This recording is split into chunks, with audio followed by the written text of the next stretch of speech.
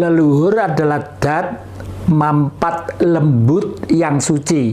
Artinya, begitu kita bilang kita sujud pada leluhur, artinya kita itu hati kita menghargai generasi yang dulu mewarisi Ibu Pertiwi ini adalah manusia-manusia yang luhur. Buktinya apa? Loh, kok sudah menginjak kita mau masuk ke abad ketiga, tahun 3000, kok kita itu dikaruniai filsafat yang namanya Pancasila. Dan Pancasila itu mengakomodir semua pikiran-pikiran, semua gerenjet-gerenjet hati, dan semua kepentingan hidup umat manusia di dunia. Ini bukti bahwa leluhur kita itu adalah leluhur yang suci. Oleh karena itu, kita ini disebut bangsa manusia Jawa. Jawa itu artinya beneh. Leluhur kita itu maha beneh. Karena maha beneh tidak ada pamrih ambisi atau individu yang bersifat mengarah ke kapitalis atau ke liberalis. Nah, kurang lebih seperti itu, Mas Hendra. Kalau terkait dengan fenomena saudara-saudara kita yang dibimbing oleh para leluhurnya itu, apakah benar menurut Eyang Jati? Ya, itu saya sangat yakin sekali. Misalnya, akhir-akhir ini karena banyak orang mengikuti viralnya Ngaji Roso, ini banyak orang yang datang dari Lampung, dari Banten, dari Bekasi, dari Sulawesi, dari Kalimantan, yang pengen tahu leluhur datang ke tempat kakek ini. Dan kebetulan saya itu punya kebiasaan diam sebentar gitu, melihat sesuatu tuh kadang-kadang tahu. Ternyata betul. Misalnya ada seseorang yang akhir-akhir ini dari Banten, 2 orang bersama-sama dari Bekasi datang ke sini naik bis, naik umum, ketemu dengan kakek, bermalam di perdepoan sana.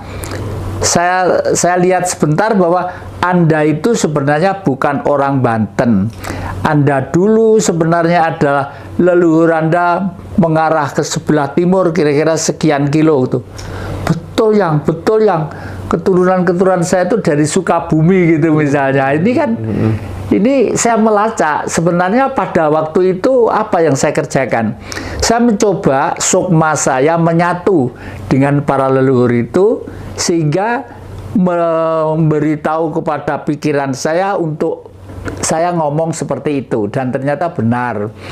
Itu berkali-kali seperti itu. Misalnya dulu lewat Ngaji Roso juga tentang Bung Karno sudah tidak saya ulangi lagi, ternyata memang juga betul keberadaannya. Jadi leluhur itu saya ulangi lagi adalah sesuatu kehidupan berbentuk mampat atau dat yang suci. Itulah leluhur kita. Baik, Eyang Jati. Nah, di dalam upaya untuk mendapatkan intuisi, untuk mendapatkan petunjuk dari Gusti, dari para leluhur-leluhur suci, itu kan pasti ada teknik gitu ya, pasti ada ritual tertentu. Sebut saja misalnya semedi, kalau orang Jawa meditasi begitu. Nah, tetapi banyak di antara kita yang kemudian masih sibuk meditasi. Mana sih yang paling benar, cara apa yang paling tepat gitu. Padahal sebenarnya kita bisa, kita ini sebenarnya sudah menemukan kenyamanan sendiri, tetapi selalu kita banding-bandingkan sama kenyamanan ritual dan semedi atau meditasinya orang lain. Entah itu cara duduknya, tangannya, seperti apa. Menurut Eyang Jati bagaimana gitu? Saya akan berangkat dari pola pikir yang dimana saya dulu pernah mengalami. Saya penganut ajaran suci dari Raden Sunarto Mertowardoyo dari Keraton Solo. Beliau itu pencetus paguyuban ngesti tunggal atau pangestu. Di situ pedomana El Pramit. El Pramit itu singkatan dari eling percaya mituhu. Lah, dari eling percaya itu kalau dilaksanakan oleh siapa saja, entah orang Islam, entah orang Muhammadiyah, entah orang NU, entah apapun, Kristen, Katolik, Batak, Jawi Wetan, segala macam, ternyata ini sangat fondamen dasar ya. Eling kepada pangeran, percaya kepada ajarannya. Kalau orang Islam ya percaya kepada Nabi dan kitabnya. Kalau orang Nasrani ya Tuhan Yesus dengan kitabnya. Kalau Buddha dengan Pitaka dan sebagainya gitulah. Mituhu itu adalah yang ngelakoni. Tetapi tiga ini, Trisila ini tidak akan menjadi manusia yang manifest, bisa aplikasi di permukaan untuk hidup sesuai dengan kapasitas masing-masing kalau tidak menjalankan 5 sila. Sabar, rilo, nrimo, temen, jujur. Pasti berbudi luhur. Nah, kalau sudah berbudi luhur, siapa yang memimpin? Guru sejati kita masing-masing. Mas Indra, krunya sekarang ada 3 orang ya.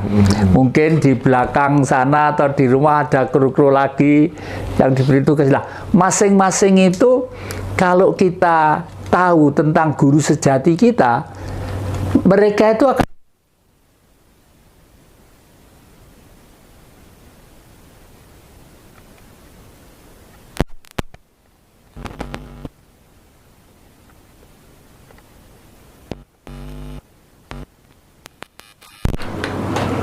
syahadatnya orang Islam itu benar.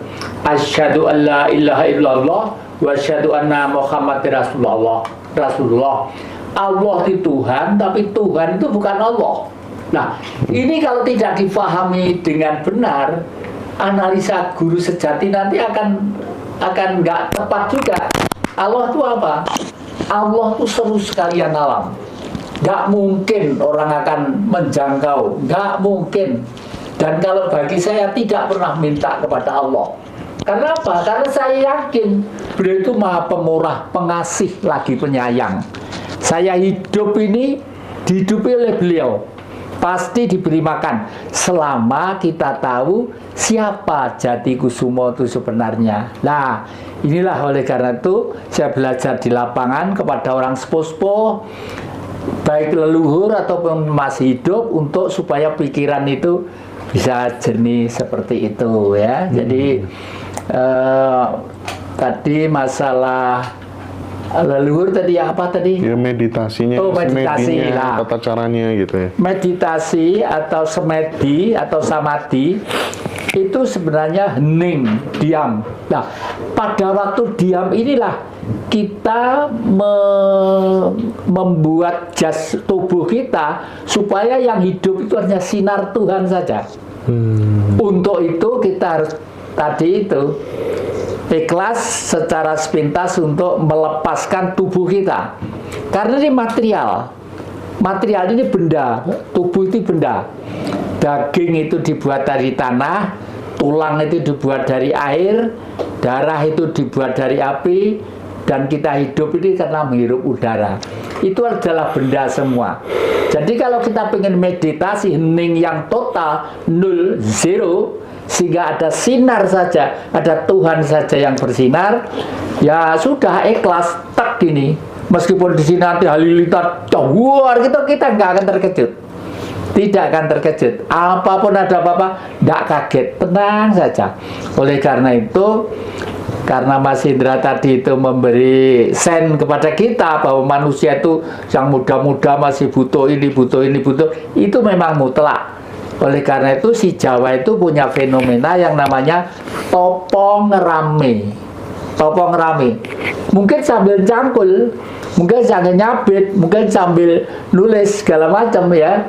Jadi oleh karena itu yang muda-muda mengetahui tentang kode etik jurnalistik itu ada untungnya. Karena seorang wartawan itu untuk mengeluarkan sesuatu dan menulis itu dipikir berlipat-lipat. Kalau sudah menjadi tulisan dibaca oleh publik, waduh, ini gawat. Kalau sampai keliru membuat kalimat, gawat.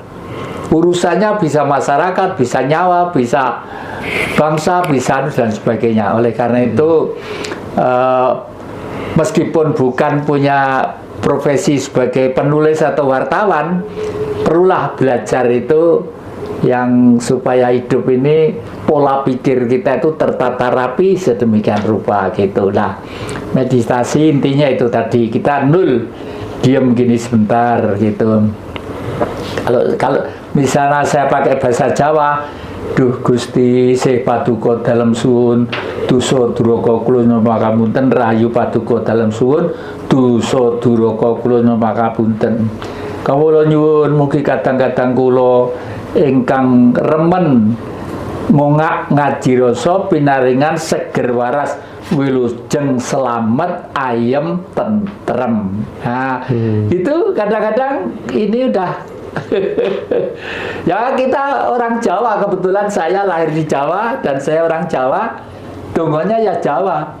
Jepang, Cina itu tidak kenal agama, ya ada agama sana Shinto, sana, tapi justru negara-negara yang percaya dengan leluhurnya itu maju-maju. Maju-maju. Jepang misalnya, Jepang tuh percaya bahwa Pangeran Hirohito itu keturunan Dewa Matahari. Loh, coba, mungkin cara rasional, wah itu matahari apa loh? Tanya Mbak Astrid itu. Saya kalau pagi mesti di samping sujud terhadap leluhur bumi suci Singosari, saya mesti sujud kepada matahari. Kenapa? Saya tiru-tiru zaman Mojopahit. Mojopahit itu kekuasaannya 2/3 dunia di bawah kepemimpinan seorang wanita, Tribuana Tunggadewi, cucunya Kededes, ya. Kenapa bisa seperti itu? Tri itu 3, Buana itu jagat, Dewi itu wanita. Seorang wanita yang mampu menyerap energi makrokosmos ke mikrokosmos. Oleh karena itu sehingga beliau itu pada waktu Mojopahit di bawah kekuasaan beliau 341 tahun generasinya terus-menerus, dan lalu dibuat sistem yang sangat sistematis dan ilmiah. Karena apa? Karena beliau sadar ada Mojopahit karena sebelumnya ada Singosari. Sebelumnya ada Singosari, sebelumnya ada Kediri, Toho, dan sebagainya. Ini adalah leluhur. Ya, dan kebetulan begitu masuk ke Singosari, Prabu Kertanegara itu sangat jenius, sehingga pada waktu itu sumpah beliau menyatukan Nusantara yang dilaksanakan oleh Tribuana Tunggadewi tadi itu. Nah, ini tidak lepas dari petuah-petuah dawuh-dawuh leluhur, baik yang tertulis ataupun yang tidak tertulis. Ya, itu. Nah, yang jadi ketika kemudian kita meditasi semedi itu kan hening ya. Hening itu artinya diri kita, pancer kita itu menjadi pusat dari segala macam suara gitu. Bisa dibilang hening adalah aku adalah hening. Nah, itu ketika kemudian yang jadi memasuki fase itu, katanya meskipun mendengar halilintar lah, mendengar suara apalah, itu tetap akan tenang, tidak akan terpengaruh gitu ya. Nah, boleh nggak diceritakan gitu, seingat yang Jati ketika memasuki fase hening itu pernah ada kejadian-kejadian apa saja gitu, pengalaman-pengalamannya saat meditasi? Ya pernah ya, yang namanya fisik itu kalau dijiwit itu ya mesti terasa ya. Gangguan saya itu apa? Kadang-kadang kutu busuk tinggi itu, kadang-kadang masuk di air cekik ya terpaksa begini dulu, baru hening lagi gitu. Meskipun seharusnya tidak perlu seperti itu. Yang halilintar aja dayer gitu tidak akan. Jadi kalau itu nanti dibiasakan, kita itu akan adaptasi dengan alam dan lingkungan. Misalnya pernah suatu saat seseorang di Pandaan sana, Pandaan Suruhan sana, itu orang punya gawe. Siangnya itu ruatan, saya yang dalang. Malamnya itu mengundang tokoh teater yang terkenal dari Jogja, Mas Ainun itu ya. Nah, mendung tuh peteng, wadat udah gerimis gitu. Saya selesai dalang, terus yang punya rumah, Mbah minta tolong Mbah, gini-gini nih. Terus saya diem sebentar, saya keliling sok mas, saya lihat lingkungan sana. Coba anak Saman Barat suruh sini. Gitu. Kalau nggak salah yang melihat di kira-kira 2 kilo sana ada ada kedung, ada sumber, ada punya besar. Dupa ini tancapkan di sana. Saya tancapkan di sana, saya tak nenuwun dari sini. Langsung terang mas, langsung terang pewadang dan malamnya juga ramai. Waduh, orangnya sampai sekarang itu sebentar ke rumah saya, sebentar ke rumah saya. Merasa berterima kasih. Iya, Pak Rukun namanya itu ya. Dan itu penggemar Kaji Roso juga tuh. Itu. Jadi apa ya? Jadi kalau manusia itu sadar bisa mensinarkan tubuhnya, yang di sini ada sinar yang disebut Tuhan. Kalau virus, bakteri aja nggak pernah bisa masuk, mas. Misalnya pada waktu COVID-19 ya, saya itu sadar COVID itu, maaf ini sebenarnya kan buatan manusia itu, buatan manusia diprogramkan sedemikian rupa itu. Pikiran saya selembut-lembut bakteri atau virus masih lembut Tuhan itu sendiri. Ya sudah, melawannya hanya neng-tek gitu. Makanya mohon maaf pada publik, pada Pak penegak kemasyarakatan kalau saya sering tidak pakai masker ya. Itu ya gara-gara saya percaya jangan tapi yang lainnya kalau belum jangan. Kalau misalnya diimbau pakai masker dan keadaan yang bahaya ya pakailah gitu. Dasar sih memang ketika kita konsisten di hening ya. Beberapa pengalaman sahabat dekat saya itu ketika dia meditasi atau dia semedi itu tiap malam jam 2 pagi gitu selama kurang lebihnya 1 jam gitu ya.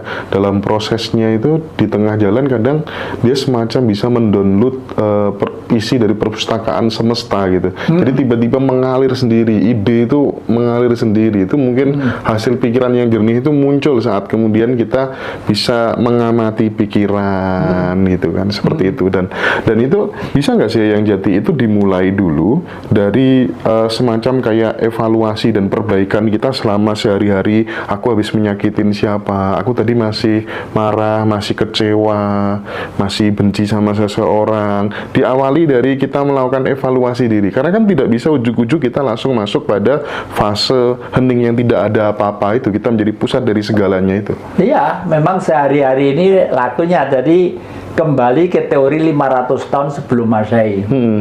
Angan-angan bener, pikiran bener, tutur kata bener, pribadi bener, bergaul bener. Itu ajaran siapa? Ajaran Sang Buddha Gautama ya. Beliau itu adalah putranya orang yang kaya raya. Makan gitu, yang nyuapin ada sendiri, keringetnya keluar ada yang ngelapin sendiri. Entoh beliau tidak tega melihat rakyatnya yang masih miskin dari pelosok. Makanya beliau menyiksa diri dengan sengaja, masuklah ke dalam hutan.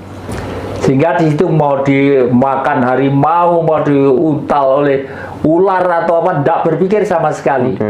Dan pengen menderita. Nah, pengen menderita itu karena kesucian sang sinar tadi itu. Ya di situ malah menemukan sesuatu ajaran, yang ajaran itu menjadi sumber semua, menurut saya, sumber semua kitab-kitab suci ini. Karena satu, angan-angan bener, pikiran bener, tutur kata bener, pribadi bener, bergaul bener. Lah, ini dalam konteks politik yang baru, apa sih sebenarnya angan-angan itu?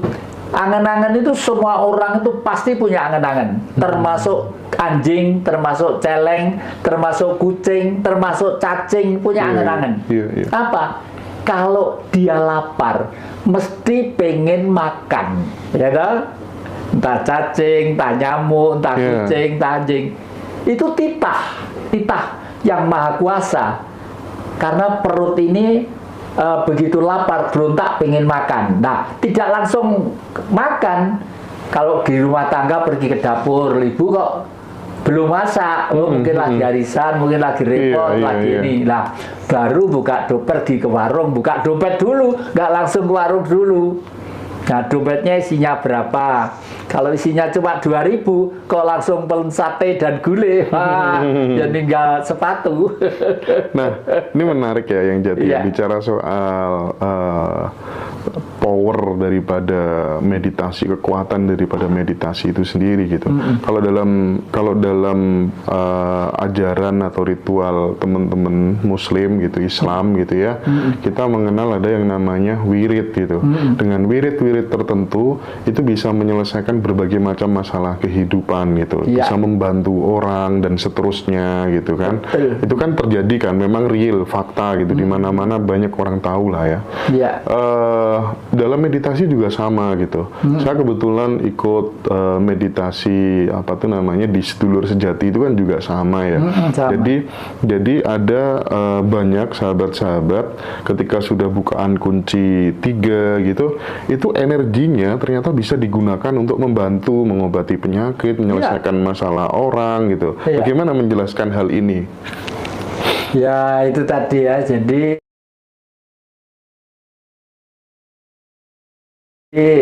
saya waktu masih SMP pernah busa sakit, terus di situ di Blitar itu banyak kejawen-kejawen kathah gitu ya. Terus saya datang waktu itu minta tolong untuk apa? Untuk disembuhkan sakit saya. Ya pakai ritual macam-macam kecil gitu. Okay. Dan itu semua ikhlas. Yang menyiapkan beliau, bukan saya harus melakukan. Saya masih SMP. Iya. Ternyata juga mungkin psikologis saya itu menjadi wah saya sembuh karena disuruh baik itu saya sembuh. Dengan istilah saya sembuh itu energi kita akhirnya betul-betul bangkit. Oleh karena itu keyakinan itu mutlak tadi itu. Sip. Mutlak. Jadi pada saat kemudian dia karena minta tolong ke orang itu yang dia benar-benar sudah yakin banget gitu kan, terjadi sugesti dengan sendirinya di dalam diri orang yang minta tolong gitu ya. Berarti sebenarnya kalau memang ini faktor sugesti, berarti sama batu aja sebenarnya bisa sembuh ya? Bisa sembuh. Nah, saya tuh sekarang hidup bahagia karena batu. Oh gitu. Jadi suatu saat di Ponowijen, anak muda-muda itu pada hari Minggu itu pada kumpul di desa situ, ngobrol macam-macam, saya diundang. Saya datang terus saya diem sebentar gitu, jenguk kiri kanan gitu. Dek, lanjutkan ya ngobrol ya, saya kok di sana ada batu kuno tuh batu apa ya? Waduh nggak tahu, yang saya berjalan kira-kira sekitar 200 meter dari tempat itu, ternyata itu ada batu hitam lumpang. Itu apa ternyata? Tempat masa mudanya Kendedes pada waktu masih remaja. Iya. Waduh, terus di situ ada orang tua putri namanya Bu Mariah. Itu saya waktu itu, Bu permisi mau pinjam sapu boleh. Loh, sapu apa? Sapu korek untuk apa? Mau pengen nyapuan. Loh, jenengan itu kalau saya lihat kayak priayi, kulitnya bersih, pakai nyapi, masa nyapu rumahnya orang nggak punya. Nggak apa-apa, yang ini leluhur kami kok. Saya sapu gitu. Setiap hari tertentu saya dengan Mbak Astri ke sana. Terus saking percayanya itu orang itu pada saya kalau ke sana itu beliau lalu ngambil air di sumur, karena sumurnya itu sumur kuno. Dalamnya tuh mengalir sungai. Bersih itu, terus untuk Mbah, jangan cepat pulang Lur Sewu, ini disuwuk dulu. Gitu. Namanya orang yakin ya. Dan saya tidak pernah gitu ya. Sudah saya doakan dengan bahasa Jawa, Duh Gusti, Sih Paduka Dalem Sun, Dusodrogo Kulon Mapungkeren. Kawula nyuwun Ibu Mariah Sarono banyu suci Perwitosari menika mugi damel pribadinipun seger waras, ayem, tentrem, titik. Jadi sampai sekarang nyebut tuwek, akhirnya saya bisa menarik sebuah kesimpulan bahwa itu terjadi bisa sembuh dan lain sebagainya itu karena memang faktor saking yakinnya. Ibarat komputer itu sudah di-enter, dianggukkan dulu gitu ya. Karena pernah ada case begini yang Jati, sahabat saya orang Sidoarjo namanya Pak inisialnya Pak C lah ya. Nah, beliau itu kan sama dengan saya belajar bukaan kunci sedulur sejati gitu kan. Terus kemudian dia pokoknya pada saat meditasi nggak aneh-aneh, pokoknya ya udah diam sesuai arahan gitu kan ya. Baca kunci, kalau orang Jawa kan ada semacam kayak gitu gitu. Terus suatu ketika anaknya mengalami masalah yang baru lahir itu kayaknya divonis bakal nggak bertahan lama gitu kan. Terus kemudian telepon sama bapak penuntun, diarahkan sampai dari jarak jauh menggunakan energi hasil olah rasanya saat meditasi itu gitu. Nah tiba-tiba 5 menit setelah tangannya digerakkan begini di atasnya si bayi itu, tiba-tiba ada keajaiban yang luar biasa dan diperbolehkan oleh pulang dan anaknya sehat sampai saat ini gitu. Jadi memang meditasi sangat powerful untuk kalau itu namanya, bukan spirit powernya dari bayinya karena masih bayi itu ya, dan belum bisa meditasi. Kalau itu energi dari subjek sang pelaku, dan itu nyata ya. Nyata.